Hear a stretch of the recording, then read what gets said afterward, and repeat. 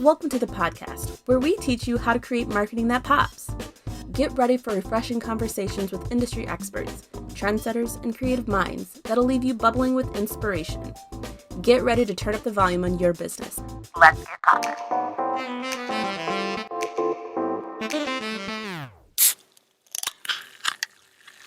Well, welcome back to Marketing That Pops. I'm Olivia. And I'm Michelle. And today we are joined by Autumn Karcey. Autumn is the founder of Cultivo and Artemis CoPack and has 20 years of experience in the cannabis cultivation and facility design. She manages multiple farms and brands while advocating for her business industry standards in the medical grade cannabis. Welcome to the podcast, Autumn. If I left anything out, please tell us about yourself. Yeah, thank you for having me. I started a design build firm over 10 years ago now called Cultivo. And we basically specialized in building large-scale indoor facilities and labs, processing facilities, greenhouses, so anything cannabis related. We've worked in about 25 states and 3 countries. So we've designed and implemented millions of square feet kind of across the globe with that, with Cultivo. In 2020, I started another business, Artemis CoPack, which is a 67,000 square foot processing facility. We're located in Northern California, and we specialize in co-packing for different brands. We also have 2 vertically integrated farms that work intrinsically with our facility. Those are multi-acre outdoor farms here in Lake County, California. Very cool. Awesome. I'm excited to kind of dig into that today. But with every episode, we start off with a myth that we like our guests to debunk. So this episode is no different, and I have one for you. So the myth is, with the increasing legalization of home cultivation, some believe that growing high quality cannabis at home is simple process. What would you say to that? I think it depends who you are. I really think it comes down to either you have that green thumb or you don't. I have friends that will kill any houseplant that you give them. That's and me. So if they were to try to set up a tent with, all of the nutrients and instructions and everything, something would definitely go wrong. I think cultivating on any level, whether it's small scale or large scale, takes a unique attention to detail. And that's either inherent in somebody's personality or it's not. So yes, I don't think cultivating is easy and that anyone can do it. I think it depends on your motivation and your passion for the plant and those types of things. And of course, your attention to detail. Absolutely. Yeah, no, I'm definitely a plant killer. So it would not be me. It's like cooking, right? Not everyone's a great cook. Right. Yeah. I know I have a lot of plants, but it's because when my mom passed away, I got all of these plants. And so I felt obligated to keep them growing because of my mom, and there's a couple plants at my house. I'm like, did I feed them too much water? Are they not getting enough water? Because when you just Google it, it's oh, you either gave them too much or too little. It's okay, that's not helpful. Where's the happy medium? Yeah. Absolutely. So, like you said, you started in 2015. So can you take us back to the beginning, the earlier stages in your career, and tell us what was it about the cannabis industry that really drew you? Actually started in 2003. And I started as a home grower, as most did back then. We had Proposition 215 in California, which allowed you to grow under a medical program, and you were able to then sell your products to dispensaries for patients. So that program, I started in 2003. I had 8 lights in my garage, and it's kind of a funny story because my brother grew up north in Humboldt, Mendocino County areas. And, I really wanted to be a part of this industry. And at that time, there weren't a lot of female growers because it was fairly dangerous, not because women didn't want to do it. It was just it was more underground then. It wasn't as cool as it is today.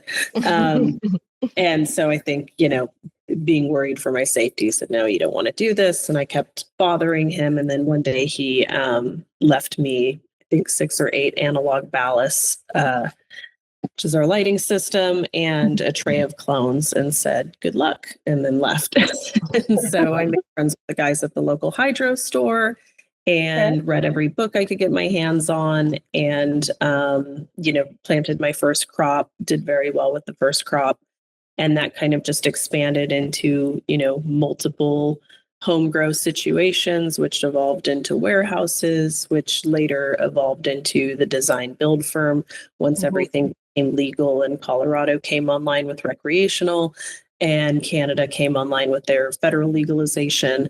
I had the opportunity to start working with architects and engineers and designing these cultivation facilities. Okay. You kind of mentioned that, in the beginning, like, you kind of have to figure it out, like, when you're growing. What were some of the lessons that maybe you learned along the way to, like, grow high quality cannabis that kind of helped you to shape your approach when you were going into these larger facilities? Oh, geez, everything from overwatering to underwatering. We didn't have high-end irrigation systems at that time, so everything was kind of watered. You'd have to measure the weight of the pot and feel the moisture in the soil and just kind of gauge, is it too much or not enough, to your point. Right. And really just learning how to crop steer, and the drying curing process was also very challenging. Knowing, when it's too dry or when it's perfect. And, back in those days, cannabis was worth up to $6,000 a pound. And so you could cure in mason jars and individualize everything and give it that extra care and that extra step that you just don't see today because of the commercialization of cannabis. Yeah. So it really allowed me to be kind of hands-on, and I didn't get my first automated irrigation system until, years later, when they were introduced. It just wasn't happening back in 2003.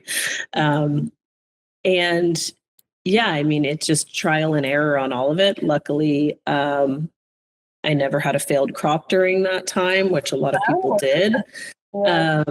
And it was just something that I found that I was really good at and really passionate about. And so I just spending a lot of time in the garden and figuring these things out, reading books, and, getting to know your guys at the local hydro store, and information sharing was just different back then. It was really word of mouth and meeting with people that were growing, and that sort of thing.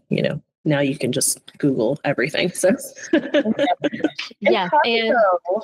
And AI and, all of these different things. But yeah. Is there one mistake that you made that was pivotal in how you run your business? I think there were several. I think I've made every mistake under the sun to get to where I am today, right? That's the experience part.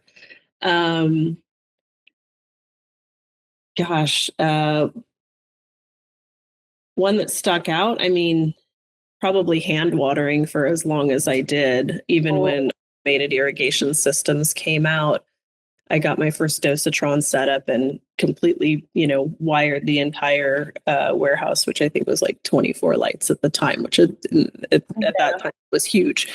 And I was still hand watering every day. And then I wired the automation irrigation system up, and I stared at it for about 6 months and was just afraid to. And then I finally turned it on, and it was absolutely life-changing. I'm like, okay, I should have done this. I can imagine how much more time you got back for yourself. Oh, yeah, for sure. It was intimidating.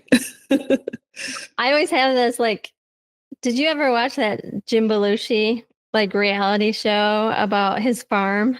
No. So I always have that, like, visual in my head of, like, one little mistake you can, like, ruin the entire crop, because he had, he spent all this money, this beautiful, location and everything. And then somebody forgot to turn off the lights at night or dim them or something. And then when they came back in the morning, all the plants were just crumbling because they just got too much heat like all night long.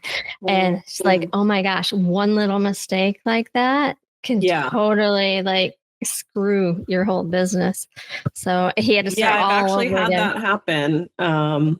They say, when you're a grower, you never get to go on vacation for that reason. And way back when we had the automated, or not even automated, but the analog spa timers where they had the little pins in them and you would set your photo period to 12 and 12.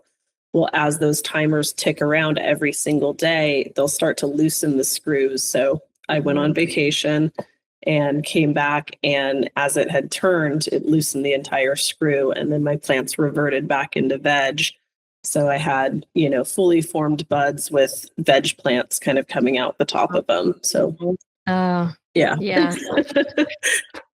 It's stressful. I think back to like when I started Thrive Pop too. It's like, oh my gosh, like you make so many mistakes. And like at the time, you're so stressed out about it. And you're like, oh my God, I don't know if I can do this. And then like later, after you've fixed everything, you can look back and go, yeah, that's how I learned not to do that again. So yeah, I think it's a fair amount of humility and learning to, learn and evolve from your mistakes is very important. Yeah. What are some of the key considerations for like environmental and like sustainability standpoints that you prioritize within your design? It's different for every facility, but I think HVAC plays a major role in sustainability. A lot of facilities that I would either do plan set reviews for, or go into facilities after they were already built. There's not they're not teaching this in architecture and engineering school, that now you have plants inside, you're adding heat, you have transpiration. All of these different factors where you're basically trying to control a tropical environment indoors. Right. And so when engineers get a hold of these types of things and they haven't designed for it before, because typically in engineering you're trying to just cut out your solar gains that are based on the insulative value of your building. Mm-hmm. And so when you add your outside on an inside environment, it's really confusing for engineers to try to overcome that. And they've gotten a lot better in recent years. But in the beginning, the response to that was, okay, just over-engineer it by 30%, or over-engineer it by 50%, or under-engineer it because all of these things really add, the price of your cogs will go up if you have an over-engineered facility. You're then paying 30% higher construction margin on equipment and implementation of that equipment. And so good to have, a little bit of respect so that you can account for record highs and record lows as we see with climate change and things like that. Days are getting hotter, winters are getting colder. So you want to account for those things, but not by 30 to 50% overkill on your capacity. So really knowing what you're doing and calcing everything in the building. What we do, and I'm specifically speaking to like indoor cultivation, greenhouses is its own thing, but yeah, in indoor cultivation, you really have to calc every light, the plants, the type of media that you're going to be using, your humidity, and really looking at the different systems. And HVAC specifically is a very highly incentivized industry based on what type of equipment that you sell. Mm-hmm. And so a lot of times people will sell the wrong equipment because the contractor is going to make a lot of money on it, or the engineer thinks it's what they should use. And then also the environment that you're implementing those systems in. A chilling system is going to work completely differently if you're in Canada versus Hawaii, Yeah.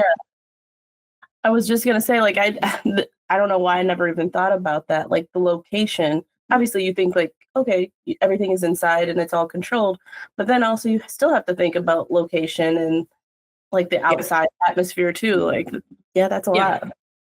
Yep. If you have freezing cold temperatures in like Yeah. Buffalo, New York, and you've got that outdoor equipment, Yeah. you know, you better make sure it can handle those those really cold days.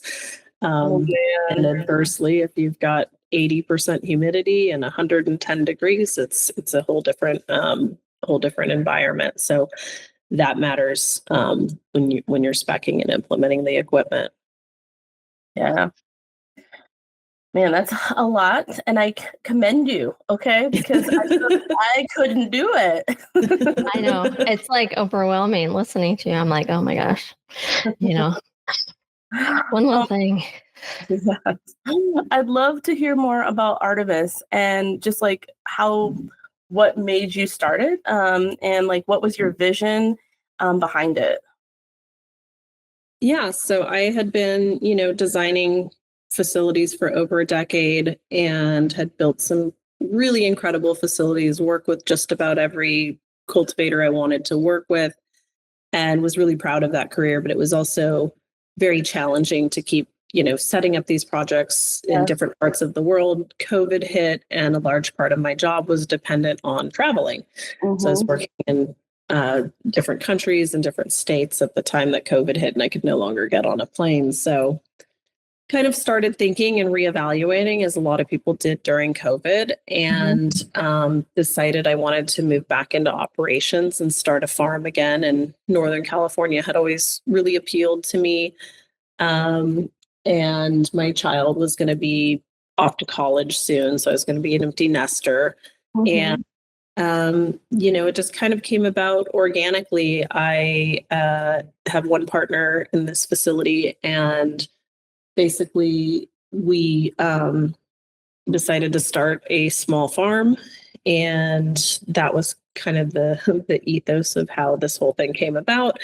And the small farm turned into, you know, two multi-acre farms and a 67,000 square foot processing facility, because I guess I don't really know how to do small. Yeah, I was just like, what's something small? Yeah, it's not in my nature. So yeah, so we started this facility. We have 7 different buildings on our campus. Each one is dedicated to a different process. So we have a 20,000 square foot high-end drying facility where I can fit about 60,000 to 80,000 wet pounds at a time. We have incredible outdoor cultivation that happens in Northern California that we're world renowned for. But what I noticed when I moved here was that people would spend all this time cultivating that flower, and at the end of it, they would shove it in a barn that's 110 degrees, or they would, you know, dry it in army tents or anything like that. And from my design experience from indoor cultivation, I thought, what if we build a drying facility that mirrors the indoor cultivation drying facilities? So the same moisture removal, you know, insulation, climate controlled. And so that's what we did here, just on a very large scale. So each bay is about 5,000 square feet per bay, and we have about 4 of them. And so each one will fit about 20,000 wet pounds at a time. And that climate control has really helped bring up the quality of the flower. So people will look at the flower that's dried in our facility and go and assume that it's a greenhouse, that it was cultivated in a greenhouse. Nice. And so that's our drying facility. Then we have a kind of high-end trimming area and packaging. We run 4 Mobius machines, 2 in tandem with sorters. So we can move through a huge amount of product. And when you're dealing with acres, and we are in California, you need high-end automated equipment to run through that many pounds at a time. So we can also hand finish. We don't run everything through. We can do a single pass through the machine and then hand finish it, so it has a nicer look to the bud, depending on what our client's looking for. And then that kind of bleeds into our processing facility, where we have high-end bagging lines that can run about 1,000 Mylar bags in a single shift in like an hour. And we have a jarring line, which has about the same throughput and capacity. Those are attached to green vaults where you can actually select on the machine. I want, 3 Wow. large buds in this jar and 2 small buds, and it'll find those buds through 11 different scales and make them Wow. uniform in each jar. And it also eliminates 10 to 15% in overpack. So when you have human labor packing jars and things like that, run into overpack, which, can result in 10 to 15% increase. Yeah. Wow. That sounds amazing. And I know, like, I'm like overwhelmed just listening to you. Like, wow. I mean, like, obviously this is a marketing podcast. How have you marketed your product, and like, what do you feel has been the most beneficial for your business? I think the automated equipment that we have kind of speaks for itself. Even though California is a very big state, the industry is fairly small here. And being that I've, been in the industry for a long time, I think, your network is your net worth. And I have a pretty big network. So that's kind of how we've been advertising. I mean, it's really been, from the branding and marketing standpoint, like a bootstrapped initiative. Like, I am the salesperson, and I run all the Instagram accounts, and all of our social media is personally ran by me. And so that's kind of how we've been approaching it. Yeah, good. Yeah, and you think about the cannabis industry and that, like, it's really big, but it's really not once you start, getting into the weeds of everything. So yeah. It's a very small industry. You mentioned how in the beginning, like, there wasn't a lot of women in the industry. How have you, I mean, I obviously have seen it change, and what has that change been like for you, and like the growth over the years? I have a lot of amazing women that I work with here. When I ran the design build firm, I kind of always envisioned that I would hire, a bunch of women that wanted to build these facilities with me, and I just didn't get those resumes submitted. So, I ended up working with primarily men for the last, 20 some odd years. And it's only been in the last, say like 5 to 8 years where we've seen this influx of more females at the table, which I think is fantastic. For me, it always comes down to, who you are and how you work and what your credentials are. It's a very strange thing to me that we're asked all the time, what's it like to be a female in the cannabis industry? And guys are not asked that question. It's not a thing.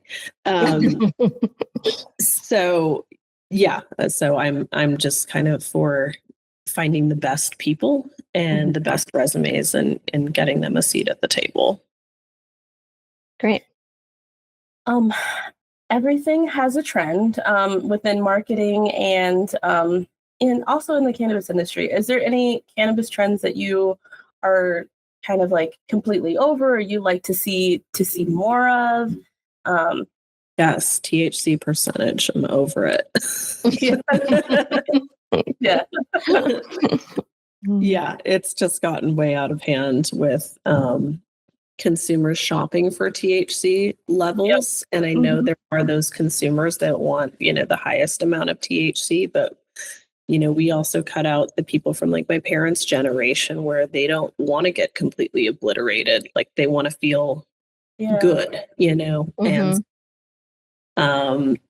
I think as consumers understand how terpenes play into the overall feeling that you get from cannabis, how the different cannabinoids play into that. It's not just about THC level. I mean, there's over 140 cannabinoids in this plant, and we're only focused on one. I think it's a little bit ridiculous.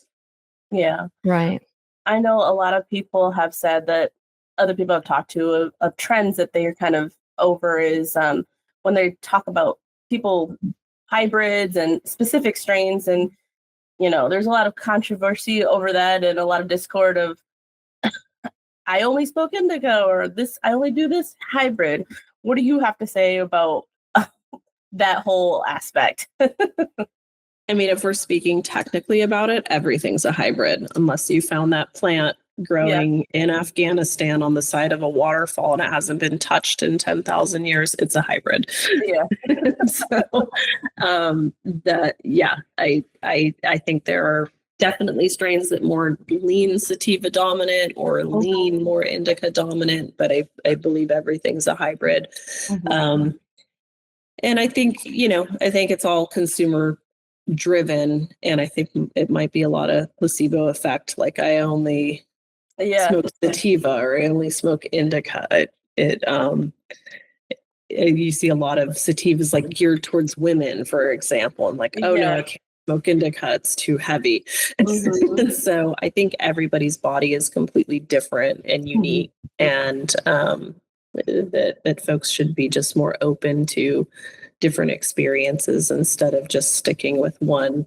I only drink Merlot, well, it might be a summer day and you want a glass of Chardonnay, like, we don't do it in the beverage alcohol industry where we stick with one kind of thing. So I think it's a lot of myths there. Yeah, I feel like that just kind of like plays into exactly what you're saying, just like the placebos and the over marketing, and some aspects of that too. Yeah. Yeah. What are your thoughts? Like, this will make you sleepy, or I've been seeing a lot more beverages. Like, what are your thoughts on that?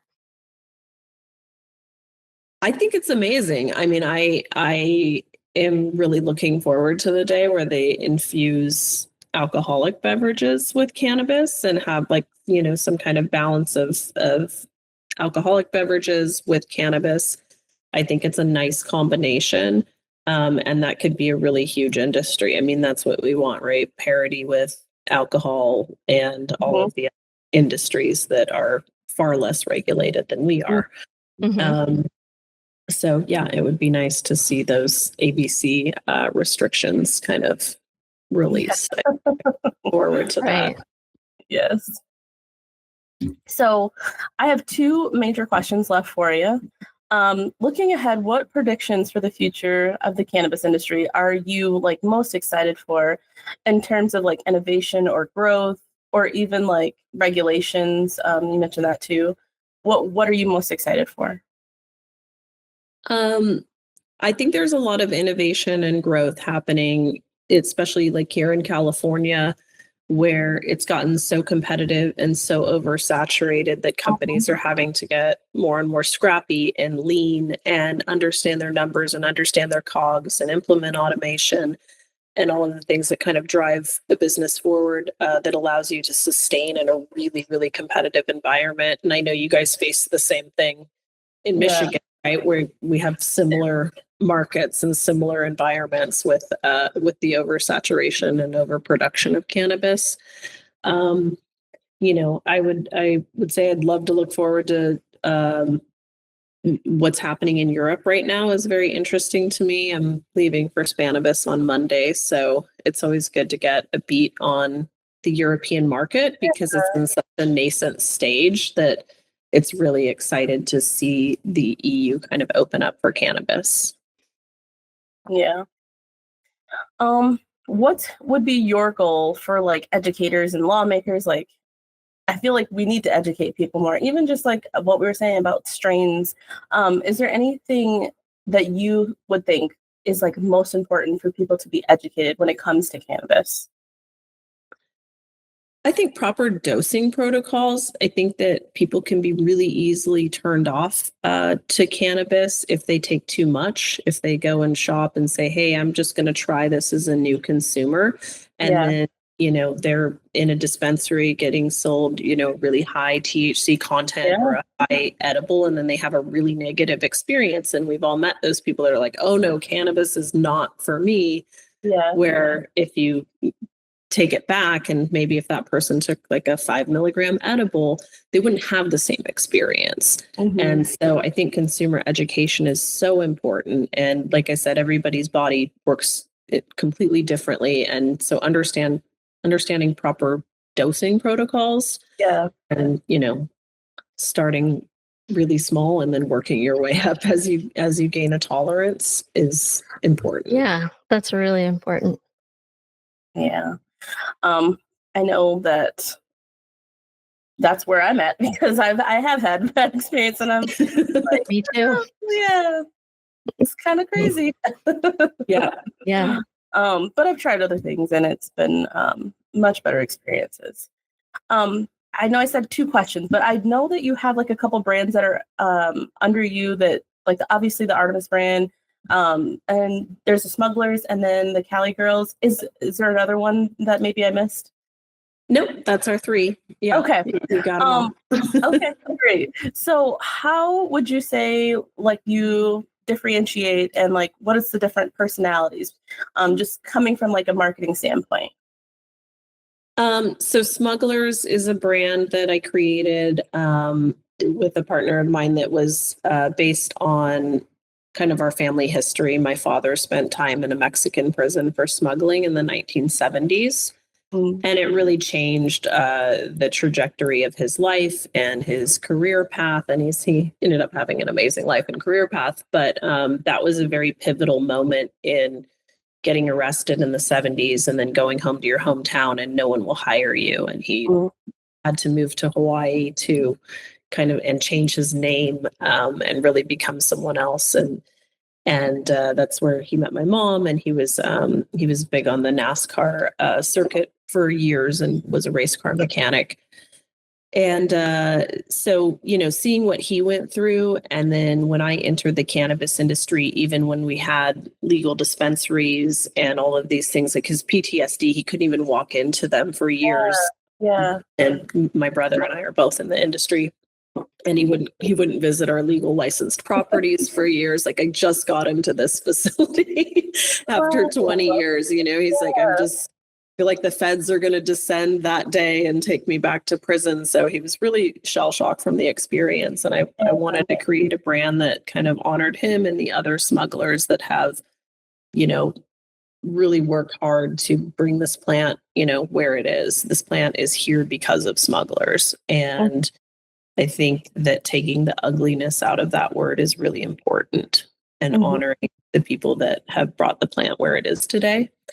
And Cali Girls is kind of our fun female focused brand where we do pre-rolls and, vape pens, things that are really easy to consume, and then have low to high dosages on those.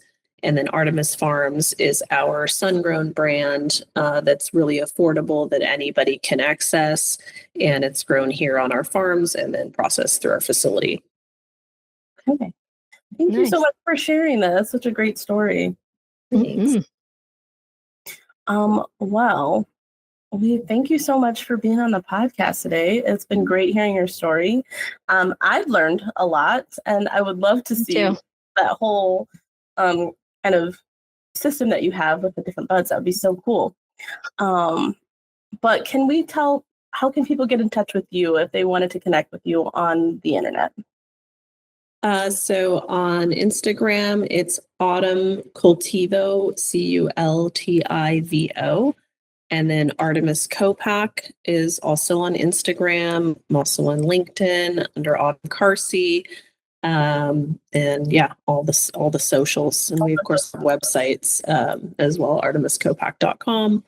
And yeah, we help brands put things in bags and get them on the shelf and keep the freshness within your products. So wonderful. I'm looking for those services. That's what we do. Awesome. Well, we'll have all of that linked below for you guys. And thanks again, Autumn, for joining us today. And if you guys are interested, please make sure that you check out our next episodes. And we'll check you on the next episode. All right. See ya. Having me. Thanks for listening with us today. Stay tuned for the latest in web marketing and design from ThrivePop. Want to be a pop star? Head over to thrivepop.com/podcast to join our mailing list for episode notifications, sneak peeks, listener feedback, and more.